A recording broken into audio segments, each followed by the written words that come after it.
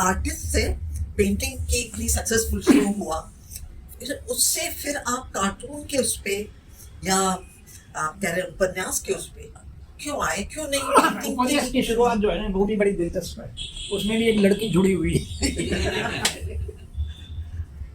उपन्यास में ये हुआ था कि एक लड़की से प्यार हो गया कॉलेज में, जे कॉलेज ऑफ आर्ट के अंदर।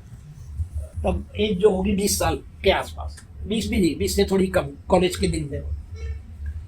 और वो भी प्यार भी कैसे किया, हमारे में ये होता था कि इससे सर्कल बना के, जे स्कूल ऑफ आर्ट में पेंटिंग के लिए सर्कल बना के सारे आर्टिस्ट बैठते थे और बीच में एक मॉडल बिठाई जाती थी और हम लोग बैठकर स्केचिंग करते थे उसकी।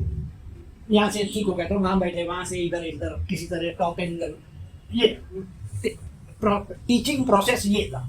अब वो लड़की यहाँ बैठी हुई है, अब मैं देख रहा हूँ काम करो, अरे जरा रबर देना, तो वो रबर देगी। थोड़ी देर के बाद वो देगी, अरे जरा पेंसिल तुम्हारी देना, तो मैंने कलर पेंसिल दी उसको। इस कभी वो नजरें नहीं मिली। तो एक बार उसने कहा कि क्या हम लोग ऐसे ही बातें करते रहेंगे? अब मैं चौंका, एक बड़ी गहरी बात थी ना उसकी, उससे उसका एटीट्यूड पता चला, उसके मन में क्या है ये पता चला कि शी वांट्स टू टॉक, कुछ और बातें भी करना चाहती है। तो मैंने कहा हाँ जरूर अच्छी बातें करेंगे। तो बोले इस इतवार को क्या कर रहे हो? मैंने कहा कुछ नहीं। तो हम कहाँ चले? मैंने कहा चिड़ियाघर। अब देखो मुझे कहना चाहिए था कि भाई फिल्म देखने चलते हैं या पार्क में चलते हैं, मैंने कहा चिड़ियाघर। तो उसने बेचारी ने सर पीट लिया होगा। तो यहाँ इस तरह शुरुआत हुई, करते करते सी वो एनआरआई थी और मैं फटीचर था। फटीचर का मतलब ये है कि मैं फुटपाथ पे हम लोग सोते थे। अब ये बात हमारे प्यार की बात उसकी फैमिली को चली जो नैरोबी में थी। तो एक दिन वो लोग आए और उसको किडनैप करके ले गए। अब ये इतना बड़ा झटका लगा, कहाँ तो हम करीबन 1-1.5 साल हो चुका था और शादी की तैयारी कर रहे थे हम।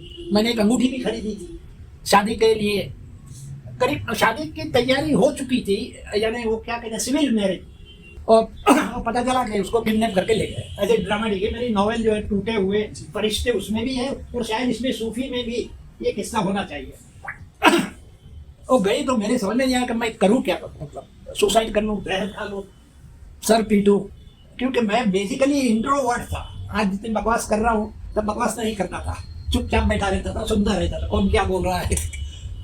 और भीतर ही भीतर जलता रहा। मतलब फिर मुझे एक दिन ऊपर वाले ने एक आइडिया भेजा कि भैया तू किसी को बोल दे तो तेरे मन से सब निकल जाएगा, अगर बोल नहीं सकता तो लिख डाल। तो ये मुझे अच्छा लगा, तो मैं थोड़े से कागज खरीद के लाया और बैठ के लिखने लगा। जो भी याद आता गया लिखता गया। कोई ये नहीं कि मैं कोई उपन्यास लिख रहा हूँ कि कोई स्टोरी लिख रहा हूँ, कुछ नहीं। ये वो याद अच्छा उस दिन हम लोग वहाँ गए थे, लिख दिया, ये किया था, वो किया था। तो हमारे पड़ोस में हमारा जो खोली जहाँ थी उस लाइन में 10-15 खोलियाँ थी और एक कबाड़ी रहता था, वहां से गुजरता था और वो देखता था कि ये बंदा क्या कागज के ढेर पर ढेर लिखता ही चला जा रहा है।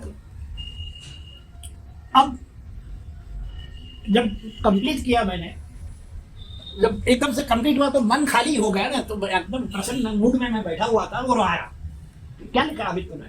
तो मैंने कहा ले जा, वो कबाड़ी था ना, जो पैसा है आधे मुझे देना, आधे तू रख लेना।